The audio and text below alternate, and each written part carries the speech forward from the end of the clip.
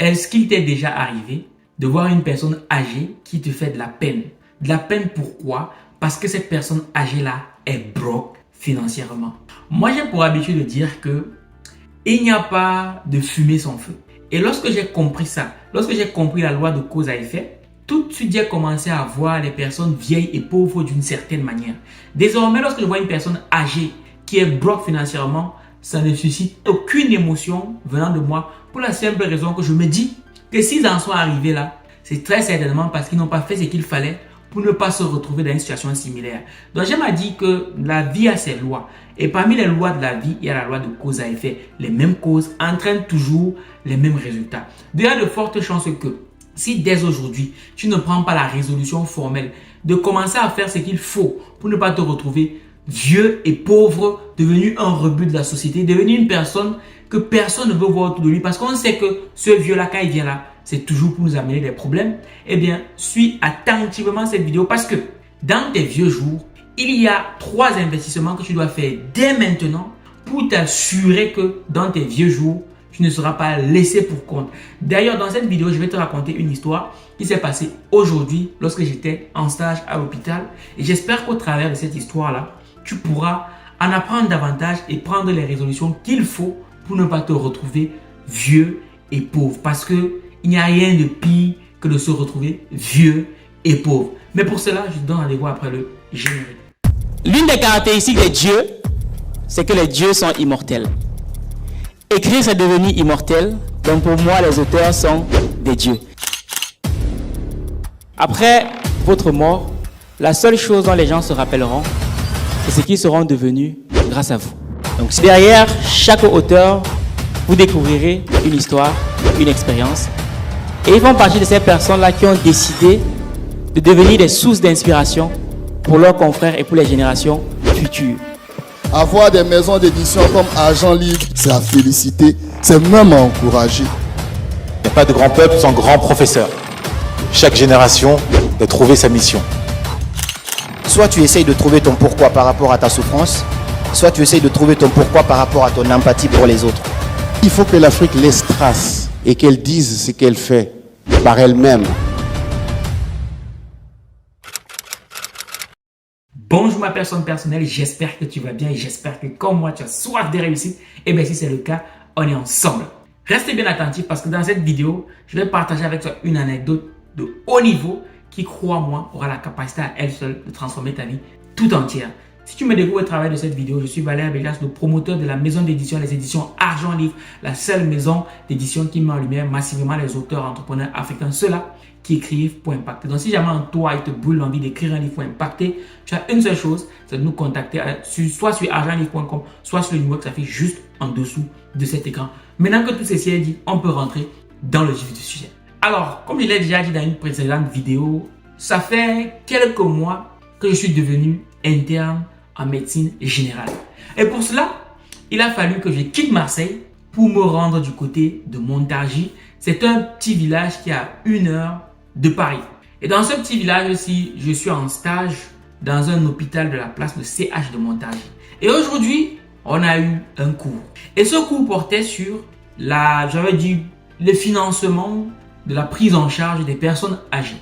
Parce que pour ceux qui sont en Europe, ils savent très bien que très souvent, les personnes âgées sont déposées ou du moins sont hébergées dans des maisons de retraite. Et aujourd'hui, j'ai eu une véritable claque à la figure parce que contrairement à ce que je pensais par le passé, la maison de retraite, c'est un véritable luxe. Je répète, la maison de retraite, c'est un véritable luxe. Pour ceux qui ne savent pas ce que c'est que la maison de retraite, je vous la fais courte. En France, il se trouve souvent qu'il y a des personnes âgées qui, parce qu'elles ont certaines pathologies, je vais peut-être parler ici de la démence, eh bien, les enfants ne pouvant pas s'occuper de leurs parents, peut-être parce que ces enfants-là n'ont pas assez de temps, peut-être parce qu'ils n'ont pas assez d'argent, ou alors tout simplement parce qu'ils n'en ont rien à foutre, ou peut-être que pour des parents qui sont qui ont besoin de beaucoup plus de soins, ben ces enfants-là préfèrent que leurs parents soient hébergés en maison de retraite. Mais encore, pour qu'un parent puisse être hébergé en maison de retraite, il faut noter que ce parent-là doit payer minimum 2 000 € de sa poche. Je dis bien minimum pour être hébergé dans une maison de retraite. Pour certains parents, comme ça a été le cas aujourd'hui, nous enseignants nous faisaient comprendre qu'il y a des parents qui, malheureusement, n'ont pas assez de moyens pour... C'est-à-dire, imagine quelqu'un qui a travaillé toute sa vie, mais bon, il a travaillé il a fait un job qui ne lui rémunérait pas assez, il a peut-être cotisé pour sa retraite et tout, mais sa retraite n'est pas assez conséquente. Du coup, lorsqu'il se retrouve à 80 ans et qu'il perd son autonomie, on est contraint de le placer en maison de retraite. Sauf que, quand on évalue ses acquis, on se rend compte qu'il n'a pas assez d'argent pour pouvoir se payer le luxe d'être hébergé dans une maison de retraite. À ton avis, qu'est-ce qui a fait en sorte que ces personnes âgées-là ne puissent pas trouver 2000 € chaque mois pour pouvoir être hébergées en maison de retraite?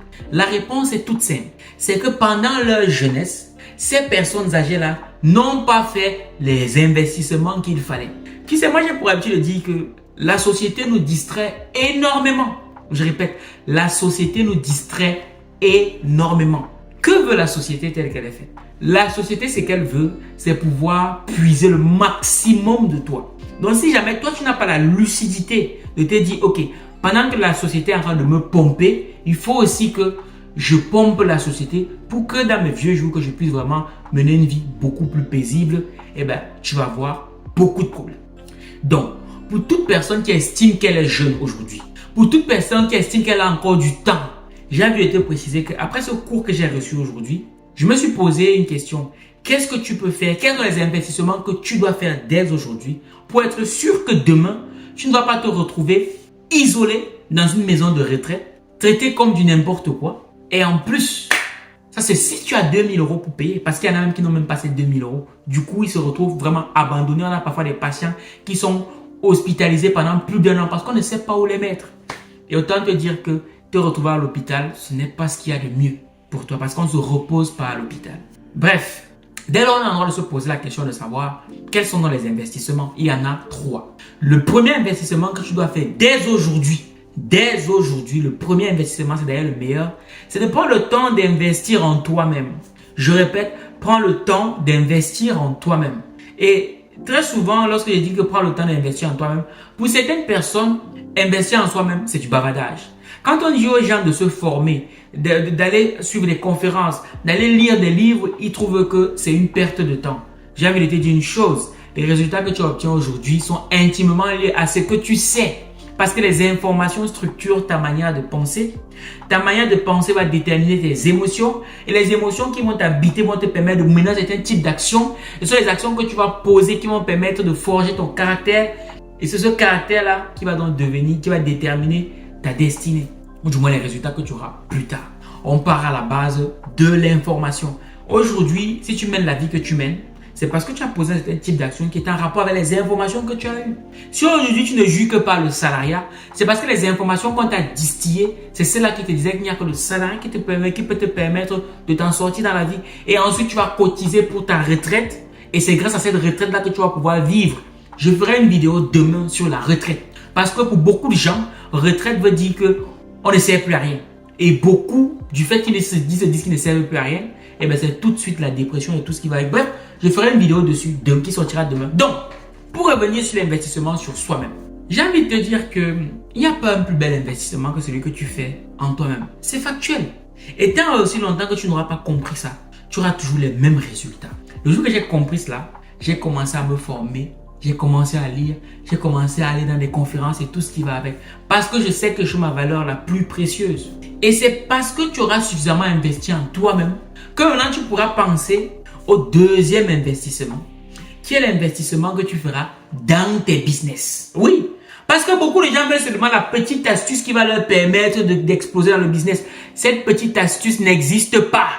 Ça n'existe pas. Parce que c'est la petite astuce, le dernier secret. Parce que des fois, tu discutes avec les gens, ils te disent que Valère, est-ce que tu peux nous donner, je sais que tu nous as donné beaucoup de valeur, mais est-ce que tu peux nous donner le dernier secret qui peut faire en sorte que du jour au lendemain, on devienne riche? Ça n'existe pas. Toutes les formations que tu vas suivre, c'est très bien, c'est fondamental parce que tu as la bonne information. Mais sache que il va falloir que tu poses des actions, il va falloir que tu vives certaines galères, que tu vives des challenges pour avoir des résultats. Ce n'est pas parce que tu as suivi une formation que forcément tu vas avoir les résultats tout de suite maintenant. Non. Parce que lorsqu'on te donne de l'information, il faut maintenant que toi, tu puisses travailler avec cette information-là pour avoir des résultats. Et même pour avoir des résultats, il faut un certain temps pour avoir des résultats. C'est fondamental de comprendre ça. Mais à la base, il y a d'abord la bonne information. Parce que beaucoup de gens, quand tu leur demandes d'aller chercher la bonne information, ils veulent tout de suite aller choquer. Bilan des courses, on passe trop de temps parce qu'on n'a pas la bonne stratégie et on s'épuise.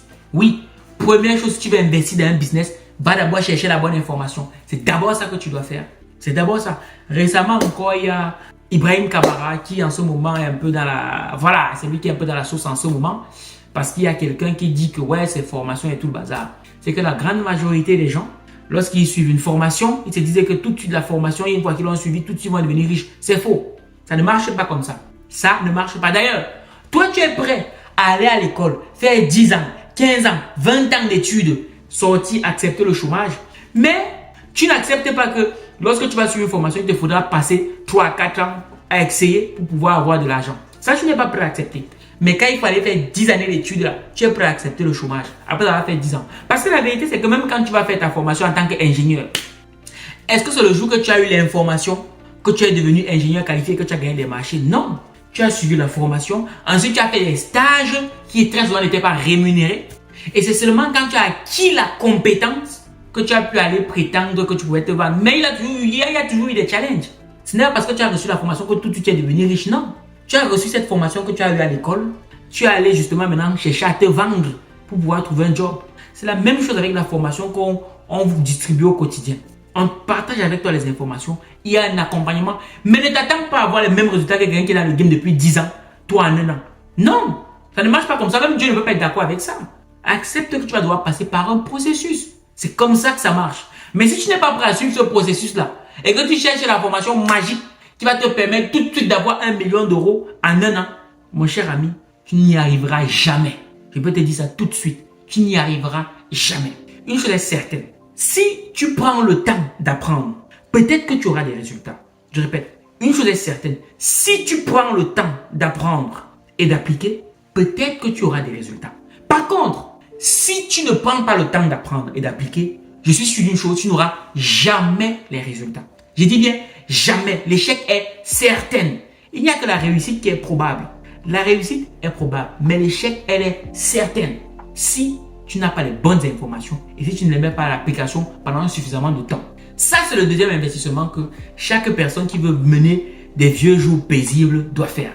Maintenant, le troisième investissement que tu dois absolument faire si tu veux voir, tu veux vivre de vieux jours intéressants, loin du stress, du manque d'argent, le stress de la santé, le stress du manque de respect, du mépris, du manque de reconnaissance. Le troisième investissement que tu vas faire, et ça c'est un investissement au niveau duquel beaucoup de gens pêchent, c'est l'investissement que tu feras sur tes enfants. Je répète, c'est l'investissement que tu feras sur tes enfants. Parce qu'une chose est certaine, c'est que lorsqu'on fait des enfants, c'est qu'on espère que demain, lorsqu'on n'aura plus de force, que ce soit eux qui prennent le relais pour nous accompagner. Oui, lorsqu'on fait des enfants, c'est pour ça aussi. Moi, je vois beaucoup de petits malins qui sont ici en Europe, qui disent que ouais, je ne veux pas faire d'enfants. Ça sont très souvent les Européens ou les Africains qui ont trop vécu en Europe. Que tu ne fasses pas des enfants parce que tu n'en as pas envie, parce que tu ne peux pas par rapport à un problème de santé, ok. Mais que tu ne fasses pas des enfants parce que tu dis que tu n'en as pas envie, j'ai envie de te dire une chose. Peut-être ce que je te dis aujourd'hui, mais j'espère que tu changeras. Parce que nous, on les voit à l'hôpital tous les jours. On les voit, ces patients qui ont dit qu'ils n'ont pas le temps de faire des enfants tous les jours. Ils regrettent tous, je répète, ils regrettent tous de n'avoir pas fait d'enfants. Parce que à un moment donné, les seules choses qui vont te rester dans ta vie, ça sera ta famille. Tes amis que tu dis que sont tes amis là, les amis ça va, ça vient. Tes amis que tu dis là, peut-être même qu'ils vont mourir parce qu'il y a de fortes chances que lorsque tu vas atteindre 70 ans, 115 ans, que tu aies perdu beaucoup d'amis. Beaucoup. Ta femme même avec qui tu es là, que tu dis que non, c'est ma femme au vieux jour. Elle-même ou bien ton mari, lui-même il peut mourir. Qui c'est qui va... Et même ta femme là peut te quitter. Oui. Ou ton mari, il peut te quitter. Mais qu'est-ce qui va rester éternellement? Ce sont tes enfants. Mais pour que ces enfants-là restent éternellement avec toi et qu'ils soient là pour t'accompagner pendant tes vieux jours, qu'ils prennent soin de toi, qu'ils te prennent en charge, il va falloir que tu investisses en eux. Et quand tu investis dans tes enfants, tu investis à 2 niveaux. 2 niveaux. Premier niveau, c'est au niveau de leur éducation. Parce qu'on ne met pas un enfant au monde juste pour le nourrir, non. On met un enfant au monde d'abord pour l'éduquer. Oui, pour lui transmettre des valeurs. Tu mets un enfant au monde pour lui transmettre des valeurs. Et parmi les valeurs que tu dois transmettre à ton enfant là, il faut qu'il comprenne que demain, quand tu auras plus de force, c'est lui qui doit s'occuper de toi. Mais comment est-ce que tu vas faire pour que cet enfant-là s'occupe de toi quand tu n'auras plus de force, pour qu'il comprenne ça? Ça sera comment est-ce que toi, tu t'occupes de tes parents ou de moins de ses grands-parents. Parce que c'est quand lui va voir comment toi, tu t'occupes de tes grands-parents, que lui aussi, ça, de manière implicite, il va comprendre que non, dans ma famille, c'est que les enfants doivent s'occuper de leurs parents. C'est comme ça que ça se passe. Donc si aujourd'hui tu négliges tes enfants, fais très attention parce que la roue tourne. Parce qu'autant que tu négliges tes enfants là, autant que tu ne prends pas le temps d'investir en toi pour pouvoir mieux investir en tes enfants, parce que j'aime à dire que tu ne t'éduques pas que pour toi, tu t'éduques aussi pour tes futurs enfants. Je répète, tu t'éduques aussi pour tes futurs enfants. L'argent que tu décides de gagner aujourd'hui, le business que tu lances, l'argent que tu vas gagner là, c'est aussi pour que tes enfants puissent en bénéficier. Et en fonction de comment tu vas t'occuper de tes enfants, de l'éducation que tu vas leur transmettre, des opportunités que tu vas leur permettre d'avoir, sache qu'ils te le rendront. Oui, ils te le rendront. Mais ça, c'est si tu as pris le temps d'investir en eux. Je répète, c'est si tu as pris le temps d'investir en eux. Parce que si aujourd'hui en France, on retrouve des grands-pères en maison de retraite, tous n'aiment pas la... Oh, je n'ai jamais vu un grand-père en maison de retraite qui dit qu'il aime être là-bas. Tous ces grands-pères-là veulent être avec leur famille. Ils veulent être avec leurs petits-enfants, leurs frères, leurs soeurs, tous. Ils veulent être avec leurs enfants et leurs petits-enfants, tous. Je dis bien tous. Malheureusement, pour des problèmes de santé, ok. En maison de retraite, ça peut être une solution. Si on a des problèmes de santé, mais encore j'ai envie de dire, si tu es parent et que tu as suffisamment investi à tes enfants et qu'aujourd'hui, ils savent qu'ils doivent s'occuper de leur mère ou de leur père quand ils seront plus grands, si tu as investi à tes enfants de telle enseigne qu'aujourd'hui, que plus grands, ils gagnent beaucoup d'argent, mais ils n'auront pas besoin de te laisser à la maison de retraite. Tu vas toujours être chez toi et ils vont déplacer les auxiliaires de vie, les aides-soignants, les infirmières, les médecins pour venir s'occuper de toi. Oui, c'est possible, mais qu'on a les moyens. Moi, je connais une femme. Elle faisait les ménages dans sa vie. Elle a toujours dit à ses enfants que non, laissez les affaires de business là, aller à l'école et tout le bazar. Ses enfants sont allés à l'école. Et parmi ses enfants, il y en a une qui est devenue infirmière. Les autres, bon, ils avaient des petits boulots, ils se débrouillaient. Bref, ils ne gagnaient pas grand-chose. Ils gagnaient peut-être 2 000 ou 3 000 euros maximum. À un moment donné, cette femme-là, elle se faisait vieille et elle avait besoin de personnes pour s'occuper d'elle. Manque de bol, sa fille ne pouvait pas s'occuper d'elle. Ses garçons non plus ne pouvaient pas la prendre avec elle parce que ils avaient une vie à mener. Seule option qu'il restait, c'était d'envoyer leur maman en maison de retraite. Parce qu'ils auraient bien aimé faire venir une auxiliaire de vie, les infirmières à la maison, les médecins à la maison, mais ils n'avaient pas assez de moyens pour payer ces professionnels de la santé là. Bilan de coup, cette femme s'est retrouvée à la maison de retraite dépressive. Elle se disait, mais j'ai construit, je me suis battu toute cette vie pour me retrouver en maison de retraite. Pourquoi? Parce qu'elle a péché à 3 niveaux.